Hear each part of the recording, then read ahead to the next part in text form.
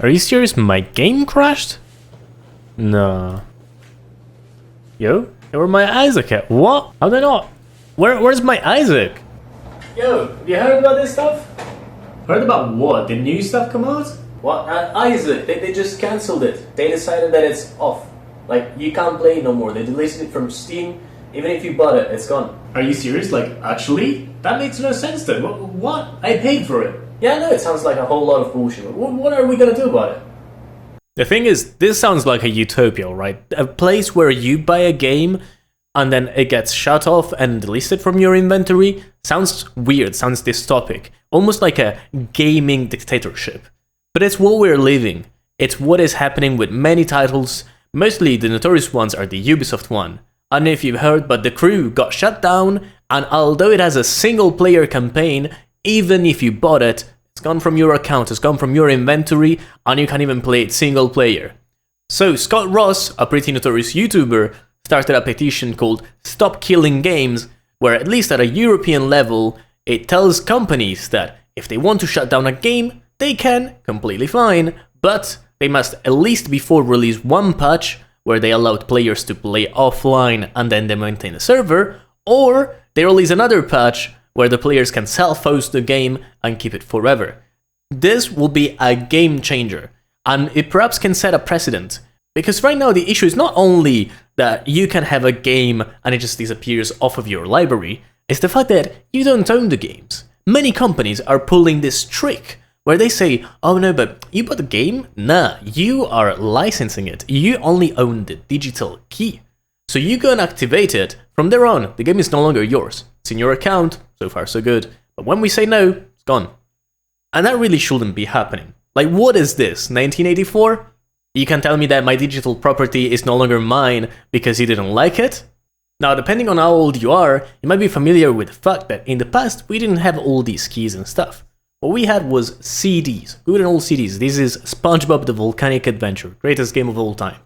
And in this, for the PS2, there is a whole game in the back of this. Alright, there is this thingy, the laser reads it, and you can play the game. It's inside of here. Now, if you buy one of this instead, it gives you an activation key. You have on the disc a key.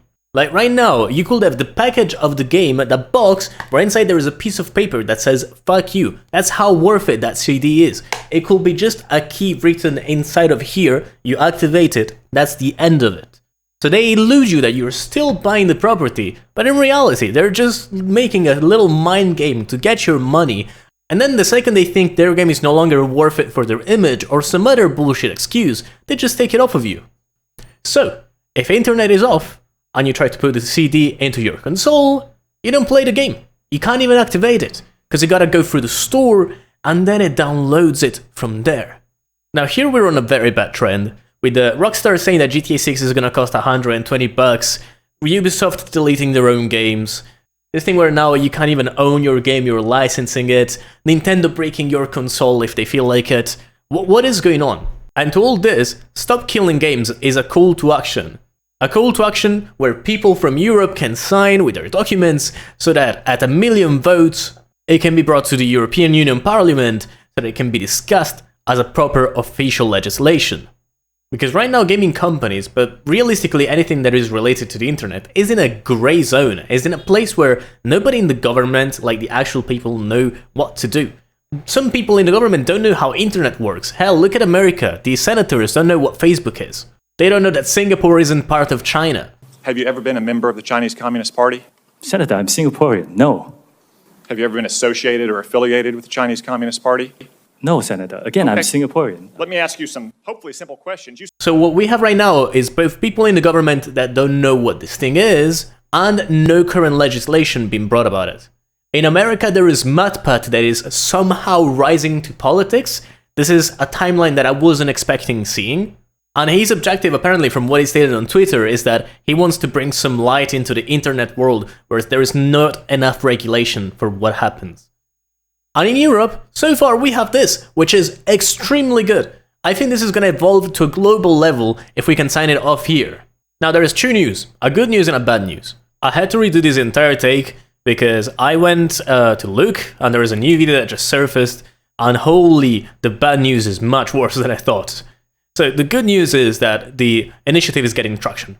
It's kind of spreading, there's a lot of people signing, and what I thought initially is that it skyrocketed from 4 days ago at 600,000 signatures, which is good, to 1 million and a bit over 1 million. Turns out though that Scott Ross confirmed that not all of these million signatures are legitimate, and some are spoofed. They might be spoofed, which is incredibly stupid because this is a governative website. You can't just go in and spoof your thing. It's stupid. Why even? This is something serious. If you want to spoof it, hell, go tell other people that maybe don't care to vote. Go tell your mum. I told my mum, she voted. And then there is a good majority of people that didn't spoof, but they just miswrote or like mistyped their data. So their signature is invalid. This is terrible. Imagine when you go in a video game and you're playing a multiplayer and you have that one teammate that does absolutely nothing the entire game and you have to carry him on your shoulder like you're David Goggins with a boat. Yeah, now you have to do that here. Now you need to find people to sign this to make up for this. We have to go over the 1 million to make up for those that are going to be invalidated that we won't know about until I think the petition close. It's not even sure. Now this said, there are some countries that are behind, namely Italy, because the internet scene may not be too big, or maybe Greece. I don't even know if Greece counts, but it's in the European Union, so it should. But everybody needs to team up. If you're in doubt, if you are like, oh, but I don't want to do this, if you're just making excuses, get your ass up and go sign. Because this will make the difference for the industry. This will stop these bad precedents.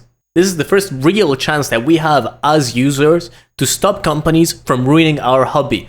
Because this is our hobby and it's been put in jeopardy from the greed of the companies. You want to play it for fun, they just want the money out of you and will do everything to get the money off of your wallet.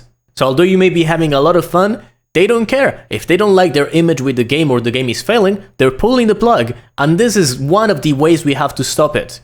We all know that people like to idealize these boycotts and things, but I've never seen one be successful. Even when they say, oh no, today we boycott this game, we're not buying cosmetics, we're not playing ranked, the status of the game sucks. That specific day, the company wakes up magically, they put one update that they have ready for these emergency cases, everybody's brain starts tickling and their eyes start to double up, and then they go and buy stuff, and then they go and play the game. Like, nobody can stick to it. But this is just one signature that can make the difference. It takes 2 minutes to do it. So please, if you have the possibility, go do it and tell other people to do as well.